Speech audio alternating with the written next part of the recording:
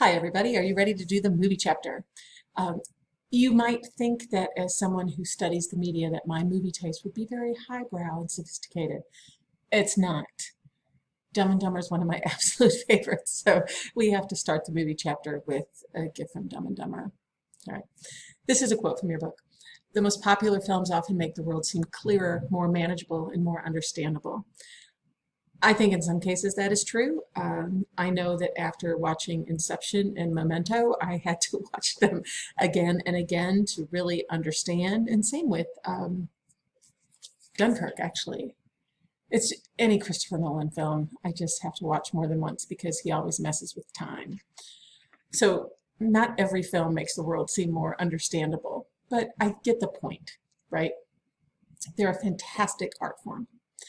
So what you're looking at right now is the Box Office Mojo page for all-time movie revenue. And so there's 30 on the screen. I want you to look at these for just a minute and notice what they have in common. So you might be thinking, okay, they're all franchise films, most of them.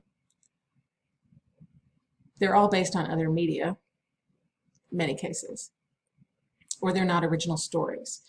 So, for example, Star Wars, of course, is based on Star Wars. Avengers, comic book. Avatar, you might think that Avatar is original. It's not. It's just Dances with Wolves or Pocahontas with blue people. Black Panther, comic book. Avengers, comic book. That Titanic really did happen. Of course, Jack and Rose weren't on it, but it's not. The Titanic is not a story that the director thought up, that James Cameron came up with. So if you look through this list, you might think the Lion King is actually Hamlet. Going down the list. There's no, okay, we could say maybe that E.T. is an original idea. But again, it's like the classic fish out of water story. But the rest of these, oh, there's two Lion Kings. Oh, I see, the animated one was number 28. Okay. Another thing that a lot of these have in common is the genre. They're sci-fi fantasy in many cases because that translates so well into international markets. If a movie studio did a character-driven drama set in Iowa, for example, that's not going to translate well to China, which is where their primary audience is now. So if you have car chases, sex, and violence in a movie, those three things translate into every culture. So that's where Hollywood is heading. Of course, now I'm doing this lecture in August of 2020. We haven't been to any movies since March. Typically, I would talk to you about the movies that are scheduled and why they're scheduled the way they are. There aren't any movies scheduled right now. It's a really interesting and depressing time, which you are well aware. So your book talks about production values of a film. And these are the things that, if you're a film major, you major in this stuff, right? The point of view, the angle, the performance, the sound, the scale, the editing, the lighting, the color. Everything works together to tell the story. And editing can totally change the story, and we're going to do some of this in class. One of my favorite YouTube deep dives is into something called genre-bending trailers, where people will take the trailer of a movie, change the editing, and change the music, and it completely changes the whole story. So we'll spend some time on genre-bending trailers because editing can completely change the story. And color is huge too. Think about Wizard of Oz. When Dorothy's in Kansas, it's black and white, but when she goes to Oz, it's beautiful Technicolor. It can also differentiate time and space, like with Pleasantville, okay? And it adds impact. If you saw Schindler's List, you know exactly what I'm talking about, the little girl in the red coat, right? So, and you know what else too? Something else that Spielberg did when he was filming Saving Private Ryan, he diluted the color by 45% so that everything in that movie seems very gray. Okay? And he wanted it that way. So color is a tool. Each one of these production values is a tool that the director can use to help tell the story. And it's important that we start to notice these things, right? Because when we notice them, we can really appreciate them. Music is my favorite, however. My absolute favorite production value. In fact, the director Sidney Lumet says music should be treated as another leading character. Absolutely it should. My favorite use of music in film, which will be a little trivia, which we'll talk about in class. So I'm going to leave that hanging there. You'll have to guess. And we're going to spend a lot of time talking about movie music when we get together in class. It changes everything.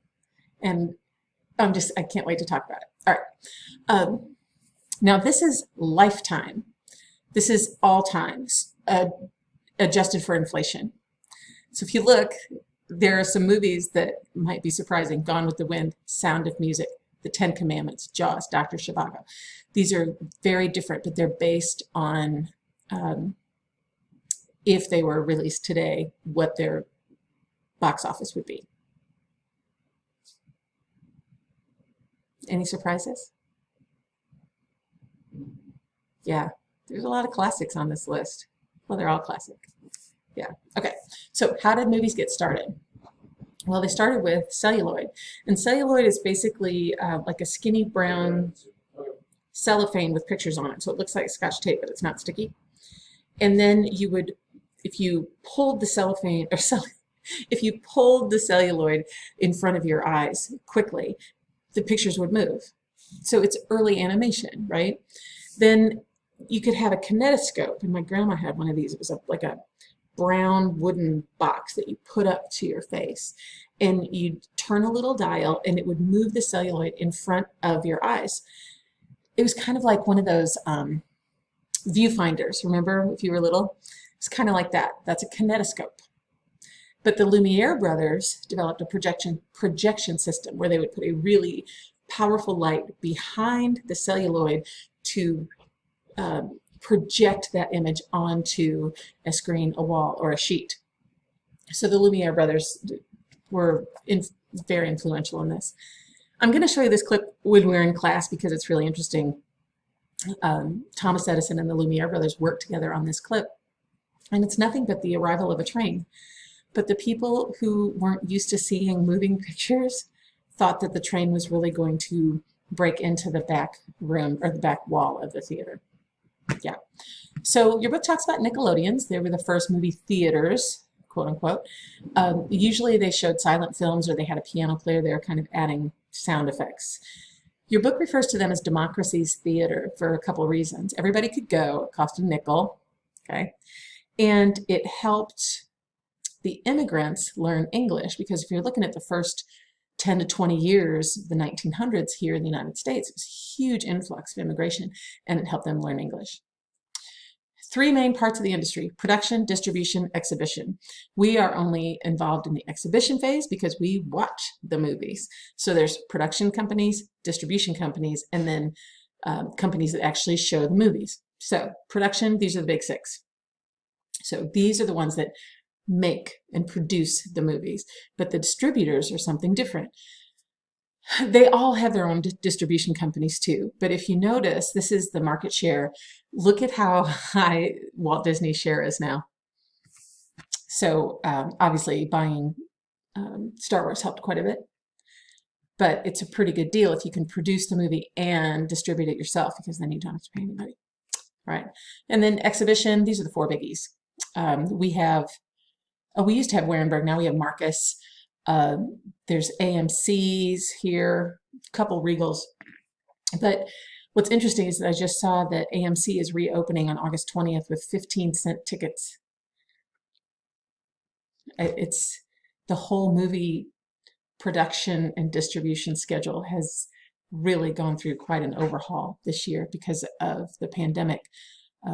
James Bond was delayed twice. Sad about that. Right, so here's something you need to know about exhibition, and it's all about, well, we're going to come back to that. Hang on. Well, no, let's do this. Okay. A term you need to know from the book is called vertical integration. What that means is that in the past, some companies owned the production, the distribution, and the exhibition of their product. And the government kind of considered that a monopoly. In the Supreme Court's Paramount decision, they decided that that really was illegal. And if you think about it, like in St. Louis, the Fox Theater was built by 20th Century Fox. So you can imagine that they only showed movies that were produced in their studios. It makes great business sense, but it wasn't legal. That's called vertical integration. Another thing that distributors used to do, and they actually did this with The Force Awakens too, is that they would say, you can have our blockbuster movie, but you got to show these dogs too. When The Force Awakens was distributed, Disney said, you have to leave this in your theater for X amount of weeks.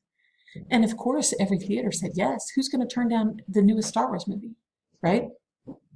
So that's called block booking. If you force a movie theater to show your crappy movies in order to get the good one, that's called block booking. How did World War I affect film production? This is pretty interesting, because there were loads of movies produced in Europe up until World War I. And we weren't, nothing from World War I was fought over here, so we could still produce movies. So a lot of people credit World War I with making Hollywood the movie capital of the world rather than any city in Europe. And of course, how did September 11, 2001 affect the film industry? Actually, the ticket sales for movies went up because we didn't want to watch the news anymore. Every channel was constant news about September 11th. And the movies provided a break for that. But also, any movies that were in production in New York City had to go through some serious photoshopping to take the World Trade Center out of the image. So movies were really the king of the hill until television came along. Because, with TV, we could be entertained inside our home. So movies then started covering topics that television wouldn't touch, like adultery, child porn a little bit, just topics that were too hot for TV. And I think they still do that a little bit, even though now we consume movies on, in the same screen as we consume television content. I know you've heard the term blockbusters. Remember when we used to have them? This is making me nostalgic for movies. Most of the movies are actually financial failures. If they don't make up their budget, they're considered a financial failure. So blockbusters are what's called tentpole movies. They are the main movie that holds up the rest of the studio, okay? And there's typical characteristics of blockbusters. You're very familiar with all of those. It's just, I wish that we could have had the summer blockbusters that we were supposed to have. Product placement is huge in movies. There's so many products mentioned in this, even like the dinner scene in this movie is so classic. Of course, these companies pay, right? And it's genius. It's genius because it doesn't seem like an ad, but in this movie, we probably see the Wonder Bread logo 85 times. It's really, really smart. And I think that product placement is going to move more and more into television as well, because we're no longer consuming television in a regular way that involves regular commercials. So the product placement has to be sneaked in. So how do movies make money? Real money? Well, they do it overseas. So I'm just using Furious 8 as an example. The blue is what they made in the United States. The red is what they brought in the rest of the world. So if you are an executive in Hollywood, this pie chart controls the movies that you greenlight. Because if they won't fly internationally, you're probably not going to produce it. Look at that.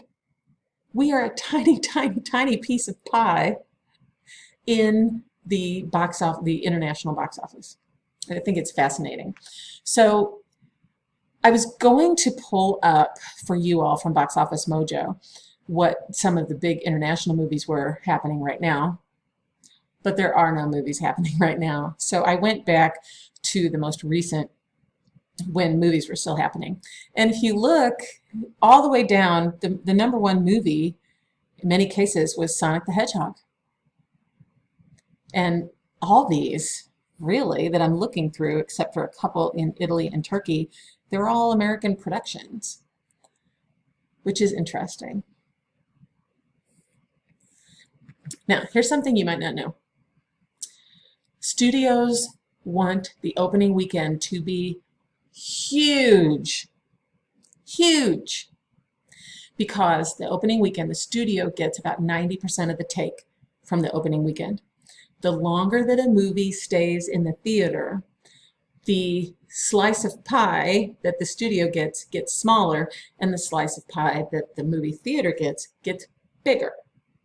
Now, the movie theater keeps 100% of the concession stand revenue. They don't have to share that with the studio.